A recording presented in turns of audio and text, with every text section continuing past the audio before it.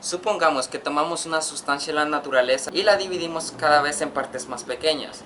Tu cuerpo, por ejemplo, es un organismo completo. Primero lo vamos a dividir en sistemas, luego lo dividimos en órganos. Los órganos se dividen en tejidos y los tejidos en células. Las células son la unidad anatómica fundamental de todos los organismos vivos, pero aún podemos dividir las células en partes más pequeñas, que serían las moléculas. La materia está compuesta por moléculas, siendo la molécula la parte más pequeña en la que se puede dividir una sustancia sin perder su naturaleza y propiedades. Y es que las moléculas están formadas por átomos y enlaces entre ellos, y por ende son partículas mucho más pequeñas y sencillas que las moléculas. Pero esperen un momento, ¿de dónde salió la idea de los átomos? ¿Y si mejor empezamos de cero?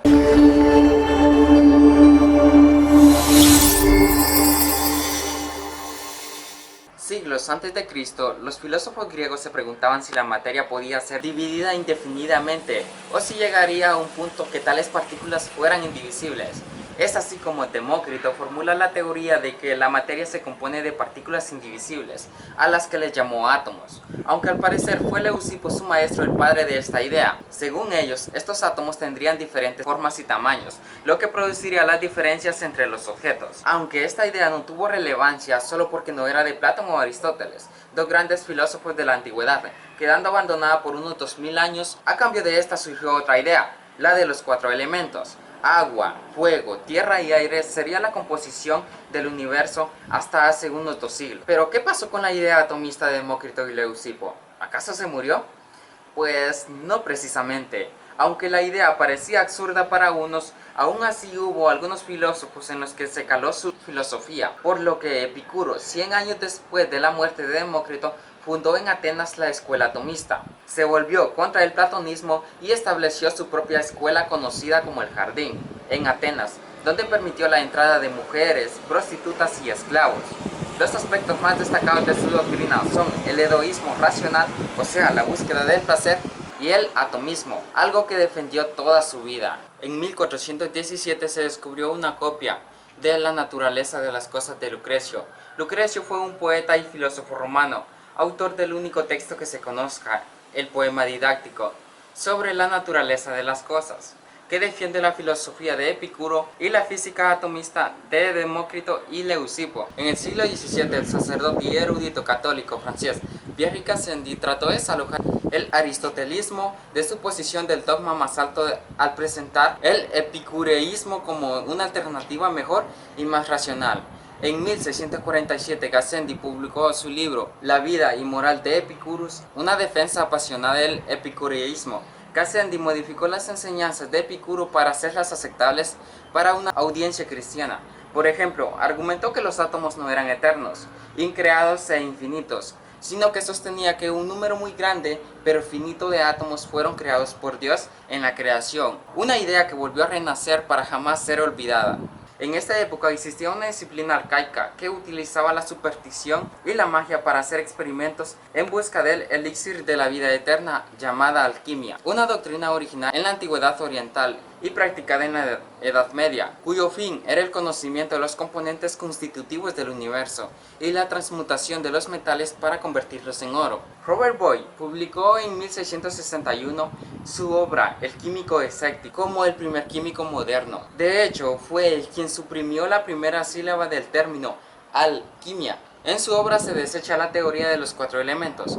Robert Boyle fue el primero en establecer el criterio moderno por el cual se define un elemento, una sustancia que puede combinarse con otros elementos para formar compuestos y que no puede descomponerse en una sustancia más simple. En este libro aceptó la existencia del átomo. Otros acontecimientos que le dieron más fuerza a la idea de la existencia de los átomos fueron: en 1779, Antoine Lavoisier formula la ley de la conservación de la masa.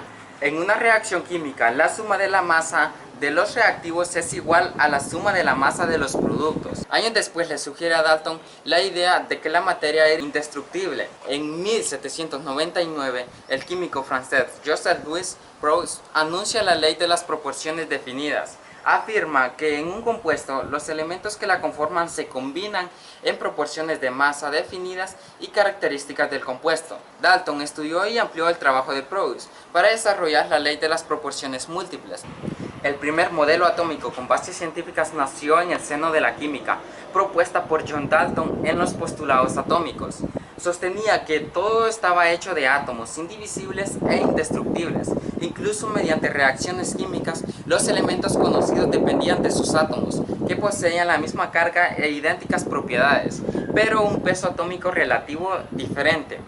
Esto debido a que, comparados con el hidrógeno, mostraban masas diferentes. Dalton dedujo que los átomos se agrupan guardando proporciones distintas, y así se forman los compuestos químicos. En 1897, J.J. Thomson descubre el electrón, y en 1904 propone el modelo del pudín de pasas. No ese pudín, el alimento. Sí, ese pudín.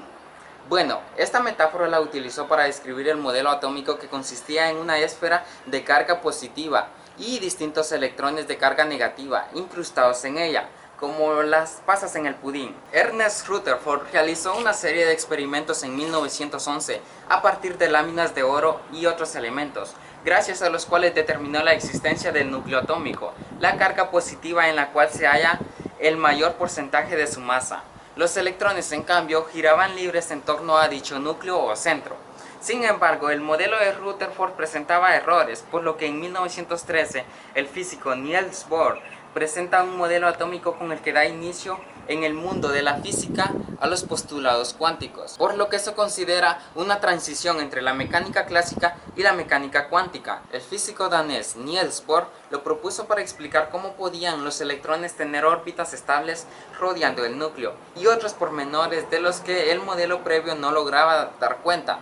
Este modelo se resume en tres postulados. Los electrones trazan órbitas circulares en torno al núcleo sin irradiar energía. Las órbitas permitidas a los electrones son calculables según su momento angular. Los electrones emiten o absorben energía al saltar de una órbita a la otra, y al hacerlo emiten un fotón que representa la diferencia de energía entre ambas órbitas. En 1926, propuesto por Edwin Redinger a partir de los estudios de Bohr y Sommerfeld, concebía los electrones como modulaciones de materia, la cual permitió la formulación posterior de una interpretación probabilística de la función de onda por parte de Mark Bohr. Eso significa que se puede estudiar probabilísticamente la posición de un electrón o su cantidad de movimiento, pero no ambas cosas a la vez. Este es el modelo atómico vigente a inicios del siglo XXI, con algunas posteriores adiciones. Se conoce como modelo cuántico ondulatorio. ¿Y sabías que el 99% del átomo es espacio vacío? Sorprendente, ¿no? Ahora sabemos que un átomo está formado por electrones de carga negativa que giran alrededor del núcleo, por protones de carga positiva y neutrones de carga neutra. O sea, ni es positiva ni negativa. Y así es como hemos llegado a la conclusión de que estamos formados por átomos. Los átomos se agrupan para formar moléculas y la molécula bla bla bla. Lo que ya te había dicho al inicio. Así es como se forma toda la materia que conocemos. La única diferencia entre tú y una roca es la combinación química. Y así hemos como llegado al final de este video. Si te gustó dale like, y si no pues también, y si la entendiste también. Entonces nos vemos en el próximo video. Suscríbete.